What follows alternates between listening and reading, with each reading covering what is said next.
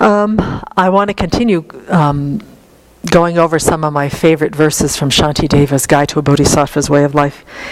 And one of the things that I've come to understand, that it's really important that when it comes to learning and understanding the Dharma, so we can kind of really get it into our minds, so it just doesn't kind of go into our heads and kind of, scramble around in there and then we say we know it, is that it's kind of got to go down really deep, deep into our hearts. And that the verses in Shantideva do that for me. There's something about the way that they're written, or this is the distilledness of them or something, but I use them to really contemplate some of the important points of the Buddha's teachings. And what he does is he'll take sometimes a thought and he'll go and he'll run it through a number of verses, so it's not like just one verse has the essence. There's a number of verses that really have this distilled teaching of the Buddha. So the next ones that I wanted to share are from the Disclosure of Evil, or what Venerable calls misdeeds. Evil sometimes is a loaded word for us Westerners. Chapter 2. And these are on death. And these had a profound effect on me the first time I've heard them, and ever since. The untrustworthy Lord of Death waits not for things to be done or undone. Whether I am sick or healthy, this fleeting lifespan is unstable.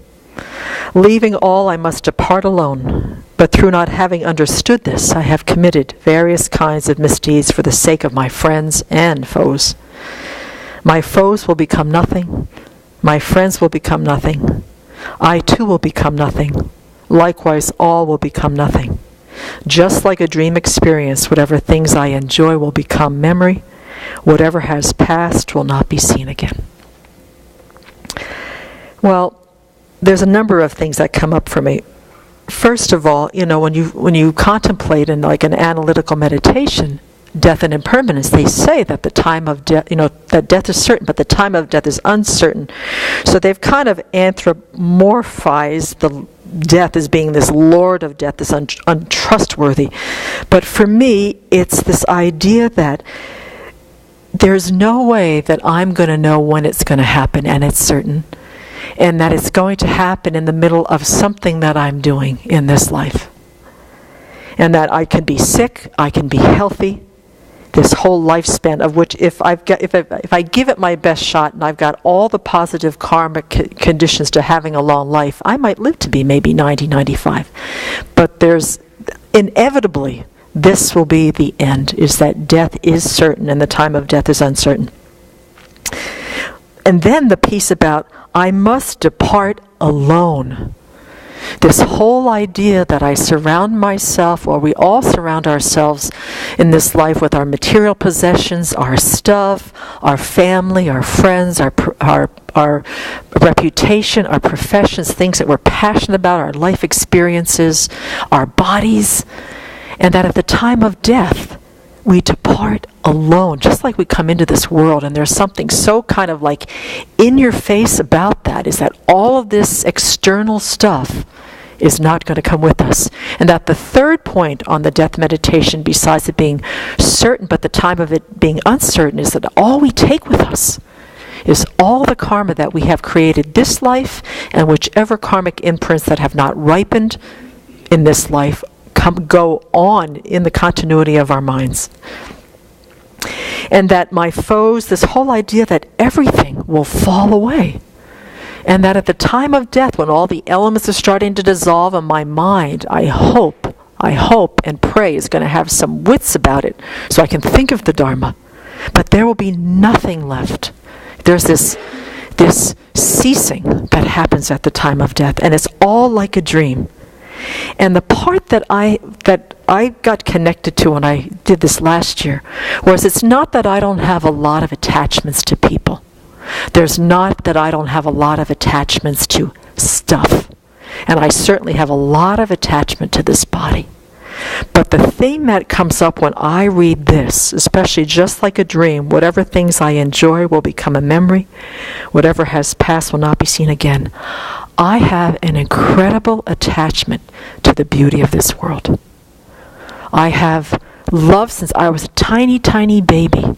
I have got, whether it's because of my artistic predispositions, but I am absolutely infatuated, in love with, taken aback continually by the beauty of this phenomenal world. And living here at the Abbey, it's just like living in a Pure Land. You know, you come out of the meditation hall at night and the stars, it's like a planetarium.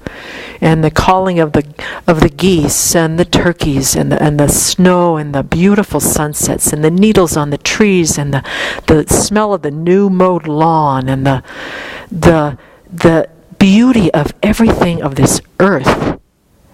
When I think about what I'm going to be grasping besides the self at the time of death, this is all going to pass away and fall away. And that there's something about, that's what gets me way deep, deep down in my visceral mind and heart, is that it will pass and it will never be seen again. So if I generate through the kindness of my teachers, a precious human life, the next time around, I don't know where I'm going to be.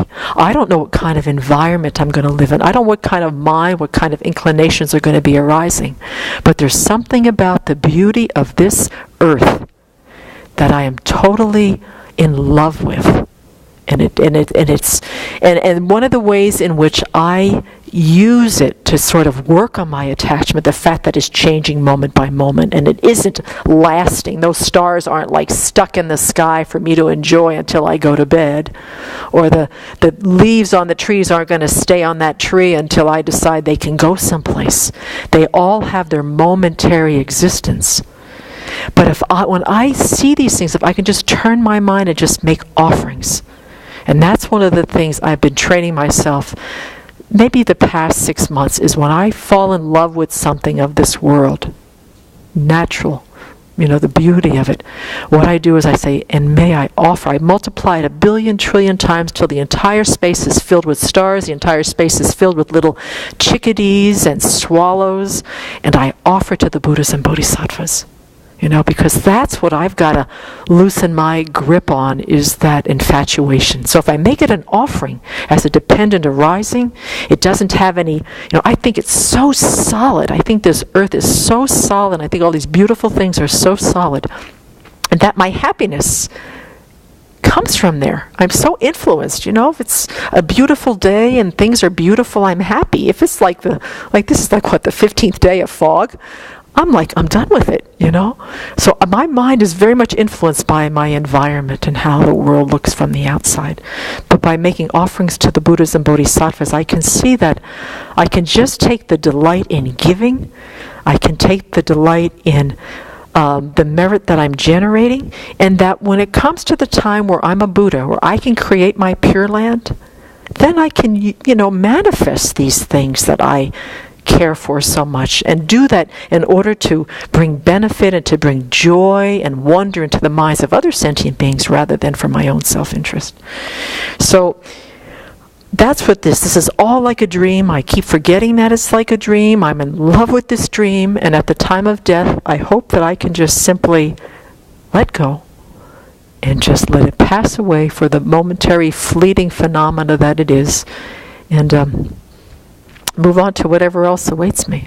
But it's so important to look at what we in particular, at the time of our death, what are we going to be grasping, and what are we going to be attached to, and really start looking at those things right now in our lives and how we can sort of loosen our grip on the things that we so deeply are heartfelt attached to and that we're just attached to, and see if we can somehow bring that attachment down for our own peace, for our own dying days, so we're not grabbing and grasping and wishing and weeping and feeling badly about losing something.